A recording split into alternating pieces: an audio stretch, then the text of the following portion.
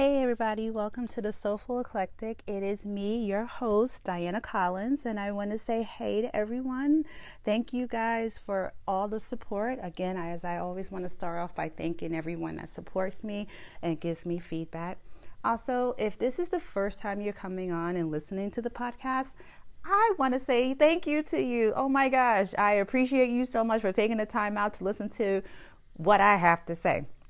I can't express how much I am grateful that you want to sit and chat with me and listen to me and respond to me and give me feedback. Thank you. And for those of you who have returned, thank you, and thank you. You get more thank yous because of the fact that you're coming back repeatedly, and I appreciate you so much.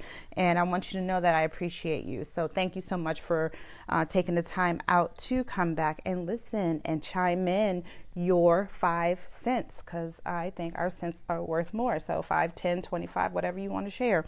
Some of y'all share 100. That's all good too. I'm all for it, but just thank you. Well, today we're coming off the eve of Valentine's Day, the love day, the day of love. And I am hoping that everyone gave themselves some self-love, right?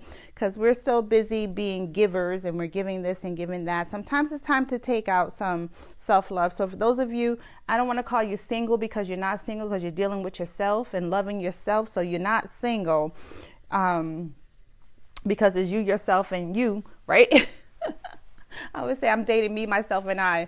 My husband is like, yeah, whatever, honey, as he listens to me chime on. But yeah, so you are loving yourselves and maybe your multiple personalities that live within you. I don't know about anybody else, but I do have a couple of people that reside inside of me that tend to come out every now and again. So so you're single by definition, I guess, but I don't call you single. Anyway, but it's just one of those days that you just come off the day and you either feel really great, right? Like I'm sure most of us who are coupled with our spouses and our significant others and so forth, that we are elated this day. Some of us are waking up with love hangovers. It's what I call it, love hangover. And as Diana Ross says, it's the sweetest hangover. And great for you. I'm so happy that you have the love hangover. And some of us are actually coming off of the drink hangover too. That's fine too, because with the drink hangover comes the love hangover. So sometimes they come hand in hand, and it's whatever floats your boat, right?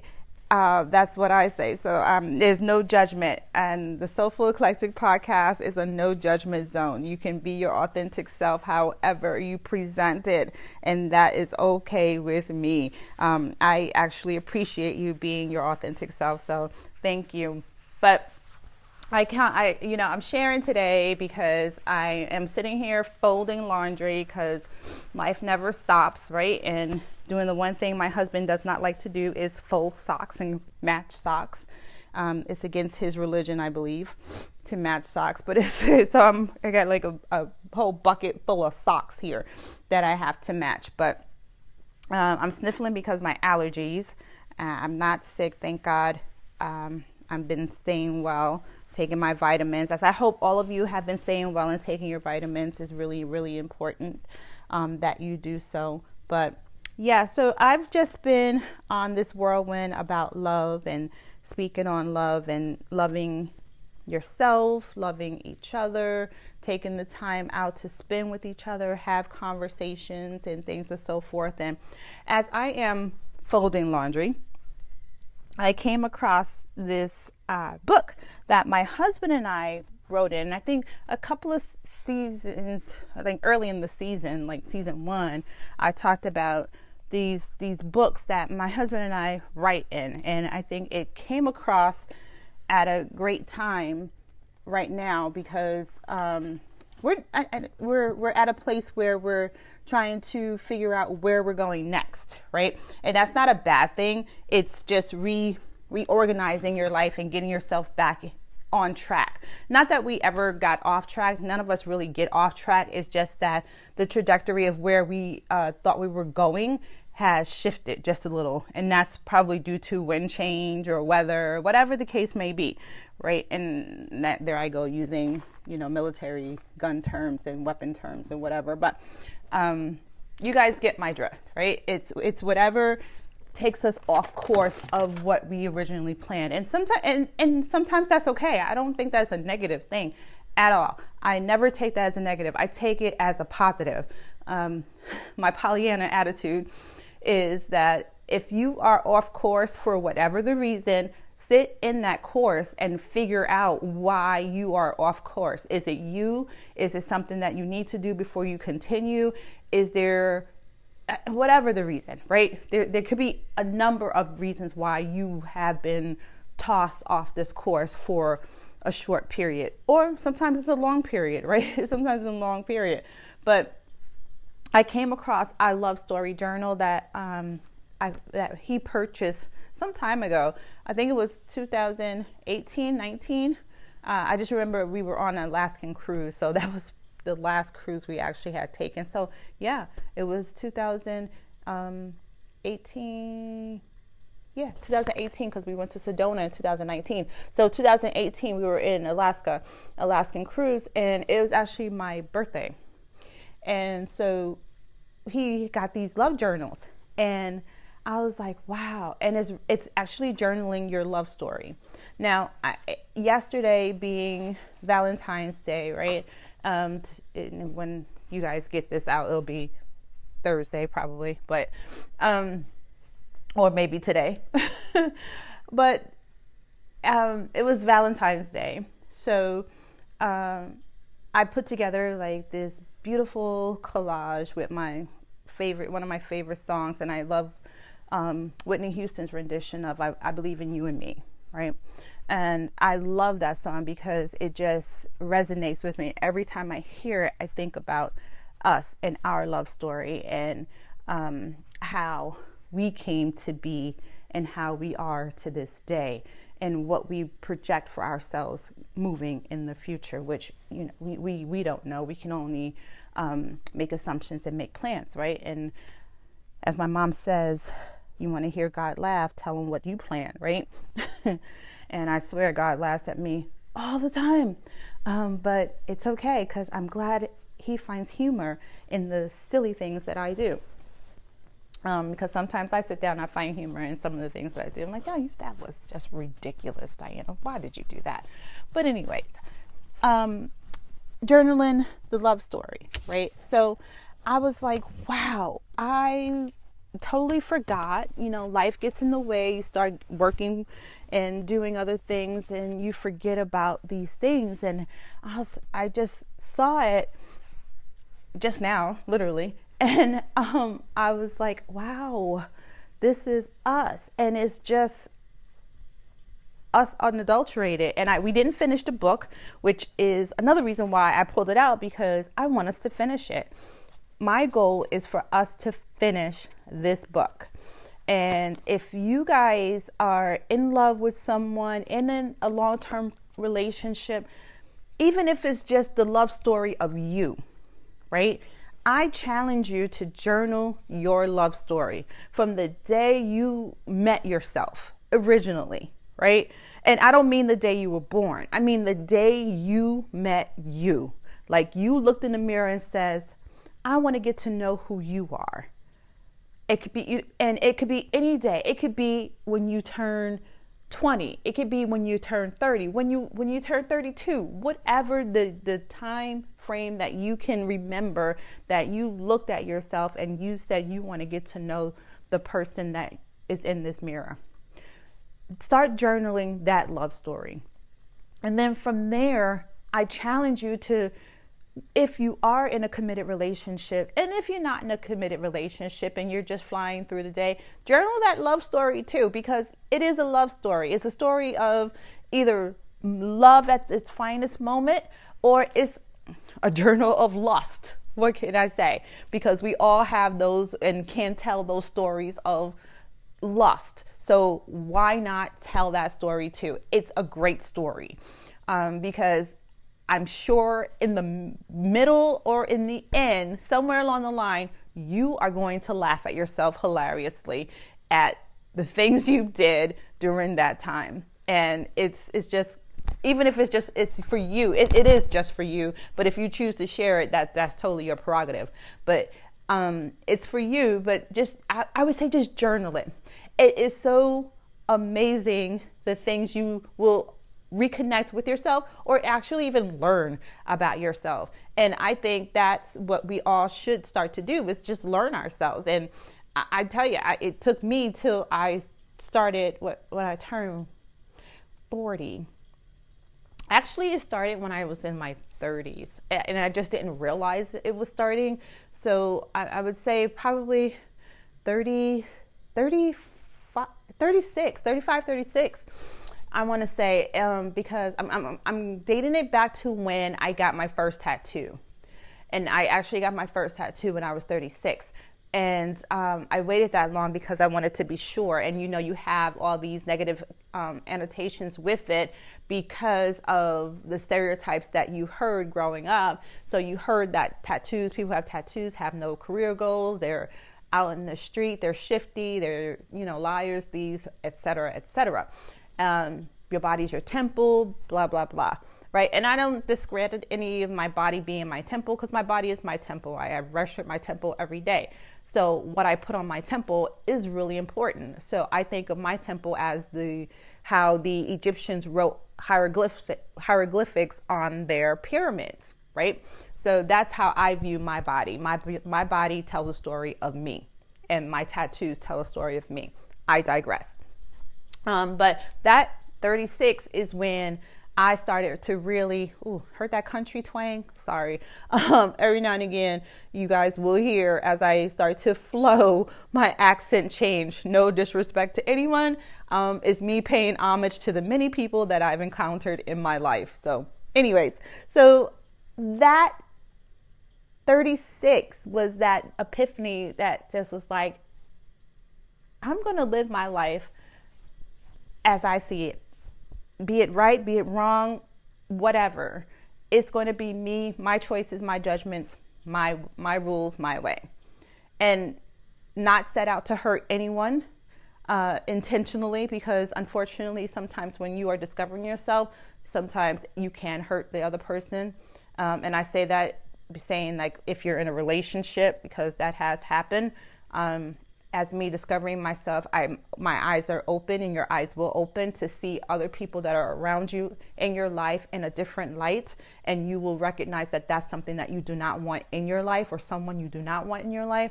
And when you reject people, it does get to be ugly. So in that transition and that learning of myself, there was some level of rejection and some hurt on other people's part, and some lashing out, and it goes with the territory, something you have to be prepared for. But anyway, 36, right? So 36 is when I realized, like, holy shit, who am I? And when I can say God honest truth, I could not answer that question. So the first thing on your journal for yourself, when you're writing your love story of self, your first question I challenge you to ask yourself is, who am I? Plain and simple. So when I first asked myself that question of who am I, first thing that comes out of your mouth, I'm a mom, right? If you're a parent, I'm a mom. I'm a sister. I'm a cousin. I work. I'm a nurse practitioner. I'm a student. Those kinds of things. Those are professions. Those are the things you do. Right? It wasn't things who I am. Who am I as a person, as an individual, right? And I couldn't answer that. So that led me on my challenge and my journey to figure out who in the hell is Diana Michelle, because I had no clue. All right. And at that time, I was not married. I was actually in a committed relationship that was going on its way out, because as I said on this journey, you realize the people that you're with are not the people that you should be with, right? And you realize that they're not very nice people to you. So there you go. Excuse me, I have to take a drink. And it's lemon water, not alcohol. It's too early for those shenanigans. Plus, I don't drink. But anyways, so yeah, so you're on that journey, right? And then you're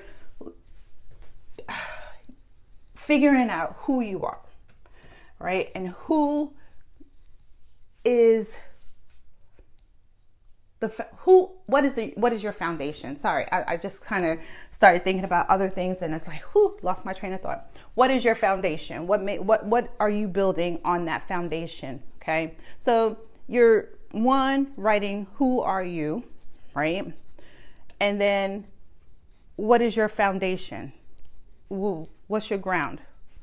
Right? What's built on, and then start to think about what's built on that ground and what you want to build on that ground. Right? So those are some basic beginning questions to start asking yourself. Nothing heavy. I mean, who are you is a heavy question, right? Because, as I said, not many of us can answer that fully. But there's some of us who can, and I applaud them, but I can guarantee you they did some work before they got to be able to answer that question effectively to you. So don't be surprised, like, oh my God, that is so amazing that they know who they are. They had some work done. They did some work, right?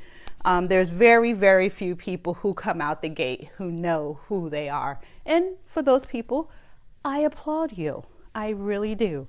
Because knowing yourself is not easy. And then the next question, those are a series of question 1, A and B, right? So your next question would be, do I present myself authentically to the people I meet? Great one, right? Yeah, I had to really sit with that one too. Because I have to honestly say, in the past, I'm gonna say now, the future, the person I am that I've worked to today, the person you see in front of you is the person you're gonna get every time. Can't change who I am. It's too difficult. I've done it for many years, being other people to make other people happy. Can't do it anymore. Who I am is who I am. Okay. So if you were to meet me out in public now, what you see, baby, is what you're gonna get. Okay. But in the past, I can honestly say I did not present myself authentically of who I am. I hid who I was from people depending on the situation. Now, don't get it twisted. There is a situation where you do have to do a certain level of code switching. And for those of you who know the term, thank you for understanding. For those of you who don't, I will explain. Code switching is when you are in a specific situation and you have to professionalize it up a little bit. So you can't go in with your authentic twang that you went in with or you go into normal conversations with. You kind of got to up your game just a little bit and present it differently. Same information, you just clean it up a little bit and use your big girl and big boy words. That's all code switching is. So you I mean, and even when I code switch, I have to take my time because once I start getting on a roll, I get comfortable, right? You get comfortable in the things you're confident with and so forth. So you kind of start to shortcut things. So you got to kind of take your time with your code switch and practice it a few times before going out and bringing it out into the public. But anyways, so yeah, so being authentic then it was not me. And I have to say, it was me. It just wasn't my true self. Like I felt like I was hiding a piece of me to make other people comfortable. And you'll find that a lot of us in the Black and brown community do that. We hide a piece of ourselves to make that other person comfortable. And it's generally of the non-Black and brown persuasion that we're trying to make comfortable. And honestly, it's just, if that's who you are, that's who you are. I mean, we should be talking to each other with no judgment. But I say that to kind of caveat off of the authenticity piece and presenting yourself authentic. And I don't want you to think that I'm saying that you present yourself fake to people, because I'm not.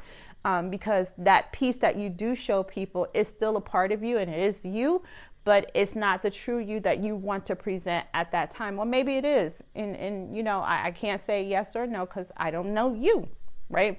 But I notice it, and my husband would notice it in different situations. And I would have to tell him, I was like, no, that's just, I had to switch it up because I had to change who I was or how I spoke to the clientele that I'm dealing with. And that's what you have to do. And I've become very versatile in that, being a healthcare provider. I've learned to adjust and adapt, and that's all you're doing is adjusting and adapting. But sometimes that adjusting and adapting carries over, and then you feel like you're not being your true self, and that's what I was feeling. I wasn't being my true self in a lot of situations, and that's what I mean by your authentic self, and asking you if you're presenting yourself authentically, because I found that I wasn't personally in my old interactions with people.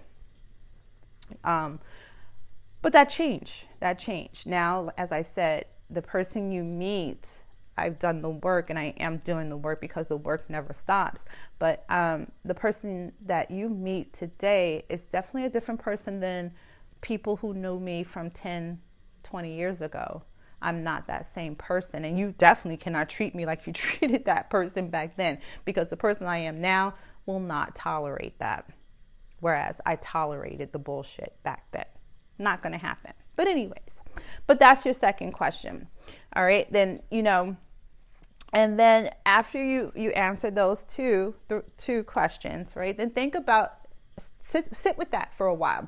Don't do anything else, right? Answer those completely and honestly, and then let it marinate within you for a little while. Come back a couple of days, read it, and then see if you have any more questions for yourself, like, why did I feel that way? Why did I present myself like that? You know, what was I scared of, right? What did I need to get from myself to be better, to do better, to present better, right? As I said before in the podcast, in the episode before this one, is that, you know, knowledge is helpful, but it doesn't always mean that you do better, because we still have that choice. So then you think about, why did I choose to present that way in that situation? Why did I choose to treat myself that way? Why do I choose to present myself as this, and this, instead of knowing who I am authentically and who I am as a person, right? And then from there, it just seems to build, right? The questions keep coming at that point. And we'll talk more and more about this, but the love story journal, you can also apply to your relationship. So now you take those same questions and then have them in your relationship. Now with this, it does work better when both of you do it. If you're in a couple relationship, it really does. And then you get to know each other again on a different level. It's like, wow, I didn't know you perceived that situation like that. That is amazing, because I saw this when we went on this date, and this is what you got from that same date. And I'm telling you, the amount of conversation that comes from that is amazing. And right now, my husband and I have been married 6 years. In June, it'll be 6 years. So, we've been together 6 years. We got married the first year after we got married really quick. So we've been together 6 years. So we'll be married 6 years in June, but together 7 by then, however that works. But it's amazing that the conversations that we have now, my husband and I, we talk about every and anything. There's no conversation that is untouched. And I know that, I saw this Steve Harvey thing where he said you do have to keep stuff from your spouses, you know, some level of secrecy. I mean, yeah, there is something, like, he doesn't know everything. There's some things that you kind of save for later. And that's okay, because eventually he will know everything. It's just that you got to break it up in parts. And that's just the way. And then, you know, of course, being with my girlfriends, I don't tell him everything that we talk about. Now, let's get real. Some things just, you know, husband just should not know. and long as you're maintaining the sanctity of your marriage, that's the big piece, and there's no disrespect to the other party. That's what that's about. So that's when I talk about secrets. I'm not talking about infidelity secrets. Hell no. That's not what I'm talking about. I'm just talking about just little incidental details about life's going on. Sometimes they don't need to know everything. Like, he doesn't need to know that the supermarket clerk hit on you. Is that necessary? Really? No. And then you got to know the person you're talking to too. Yeah.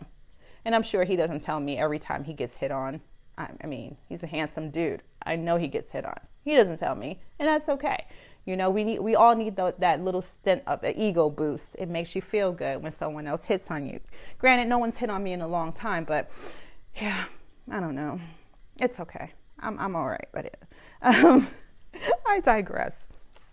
Anyways, so if you have not checked out this book, I would suggest, and I know I mentioned it years back, but the Love Story Journal, our Love Story Journal, is great because it gives you prompting questions to ask. Now, the questions I asked were not in this book. I just, that's something that I would journal in a book, is about, you know, who am I, your love story of self, your self-love story. So there you have that.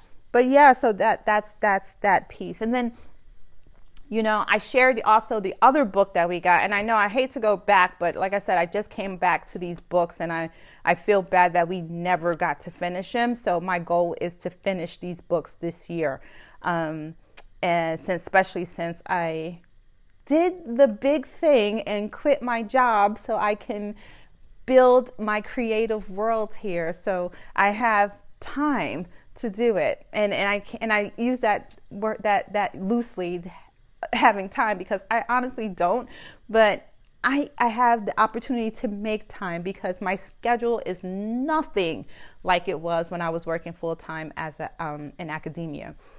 Nowhere near. So I do have the time, and I am making the time to sit with my husband and finish our love story. But the other thing I was thinking also of finishing is our bucket list, right?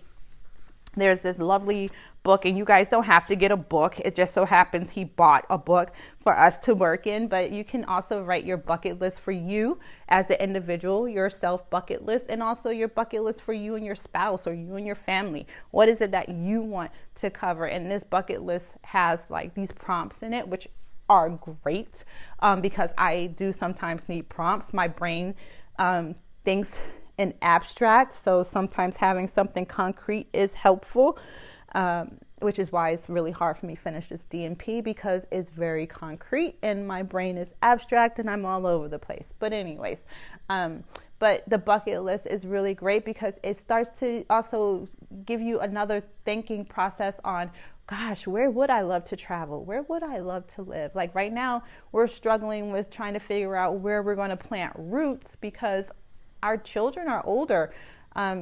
He married into older children. My girls are in their 20s, 26 and 24. She'll be 25 to be exact. But I know they're going to start having families. Like they have serious boyfriends right now that they're really considering are the one for them. I'm sorry, girls, put your business out there, but it is. There it is. There you go, guys. If you didn't know, they think you're the one. Okay.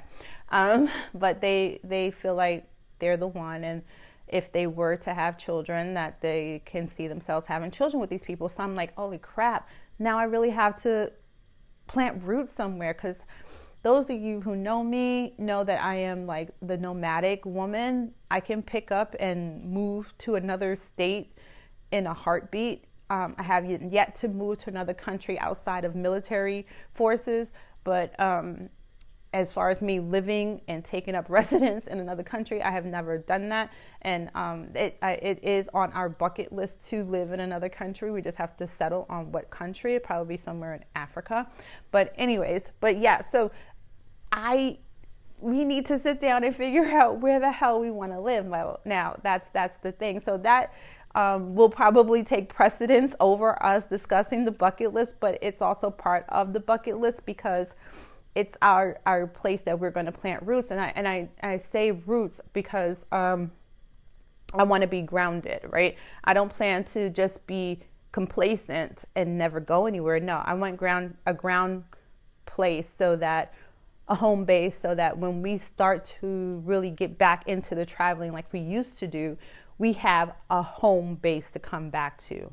And I don't mean like an apartment and, somebody's rental home that you have. That's all great, but it does not feel like home. And for those of you who do have your own home, know what that feels like. And I have had my own home. My husband has had his own home. So we know what that feels like. So it's really like, okay, we need to sit down and figure this out. So bucket list is, that's part of the bucket list, honestly, because part of the bucket list is fine, is where do you want to live? Where do you want to ground yourself? And I say roots loosely because people think roots in this like you're planted there forever. Nothing's forever. And we all aware of this, right? Nothing's forever. Your roots, you can always uproot your roots and plant yourself someplace else. That's the beauty of being a plant, right? You can always uproot it as long as the climate is what it should be. You can replant that plant there, or you can make the climate appropriate for that plant to grow. So pick up all your roots and move somewhere else. So it's not always permanent. And I know sometimes when you feel like you bought a home, you feel like it's permanent, but that's not the case. So we're going to continue and finish that and do that. So I challenge you, and I want to know, tell me how it's going. Give me some feedback on how the love story for yourself goes. I want you all to really start with yourself. Start with that self-love, because as you know, I say self-care, self-love is not selfish. It's not. All right. It's showing homage to yourself, that you appreciate who you are. And then just look in the mirror and just say, who are you?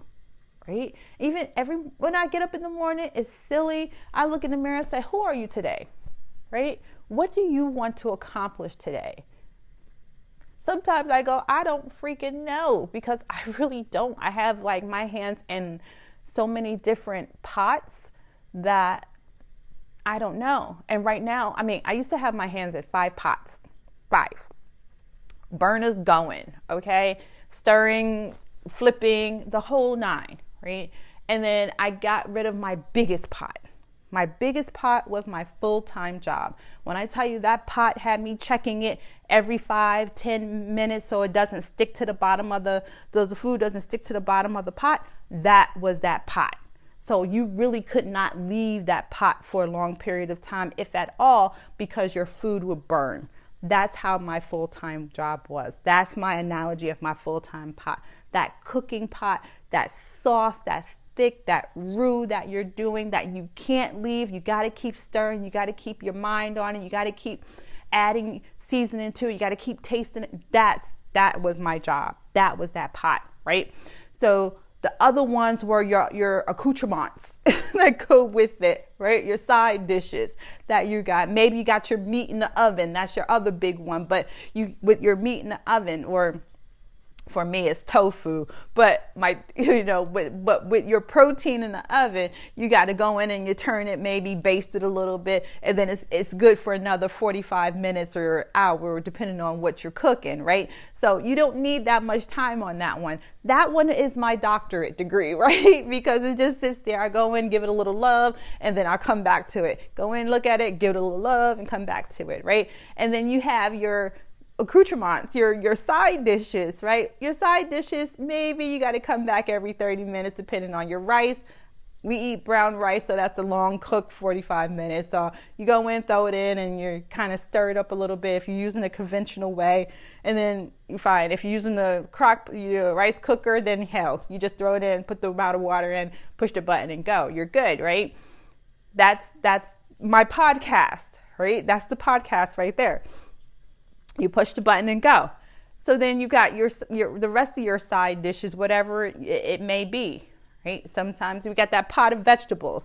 If it's fresh vegetables, you done cut them up, did your mise en place, which is your prep, and you cut them up and you throw them in a pot, you throw your spices in, give it a good steam for a few minutes, maybe 5-10 minutes, and then you're done, right? So that's my other piece. That's the other piece. Now it needs more attention every now and again, depending on the type of vegetable and what you're planning that day, but you can come back to it. And then you have your other side dish, whatever it may be. It might be like a yam, potatoes, whatever. And then you have that. So you come back and you deal with that. That's my other business, right? So here I am, multiple pots. But now that I got that big pot off, I feel like I can do more. I I hope you guys like my little analogy. It was fun. I like that. I'm like, I got a lot of pots going on. I feel like I'm a food maestro. But anyways, yeah, so that's how I see it and see things, and that's how busy life can be. But stopping to do the bucket list, stopping to do our love story, reconnects you with your significant other, reconnects you with yourself, and brings it all back, and opens up for some great conversations. So I challenge you to sit with yourself and have that first conversation. And then if you are in a relationship, have your partner join in. And then you guys have the conversation together and then see what you come up with. And please do share. I would love to share your love story. And one day, maybe this week, since it's the week of love, I will share our love story, because I actually really do love our love story. It is quite cute, if I do say so myself. But anyway, I am a little biased, but that's okay. But yeah, so on that note, I will leave you guys and not keep you too much longer, but I do ask that you do share. I'm sorry, I hit the mic. I am so sorry. Good Lord.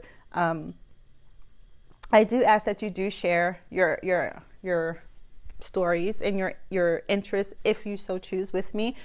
You can send me an email at dc@thesoulfuleclectic.com. So that's dc@thesoulfuleclectic.com. Or you can Facebook. I have Facebook too, DC The Soulful Eclectic. And also Instagram, the.soulfuleclectic is also up and running and fully active.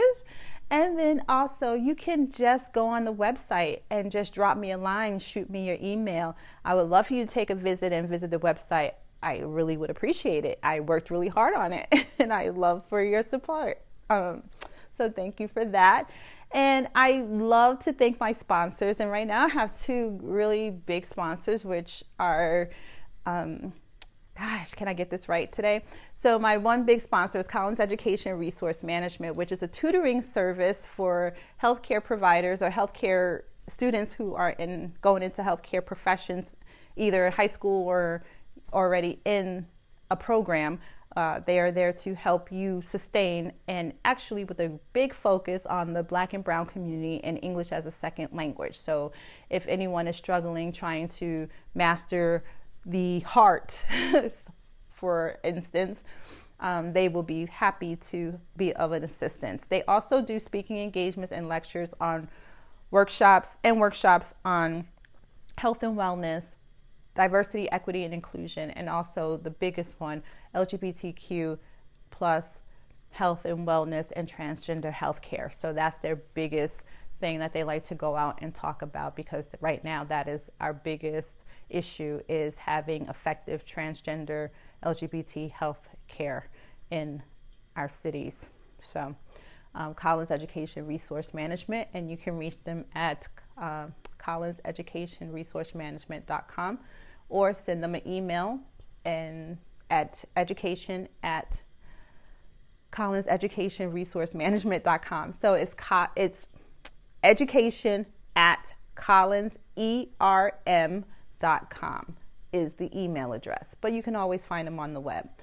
And the other sponsor is a new. You guys heard me talk about this company, Divine Nubian Essentials.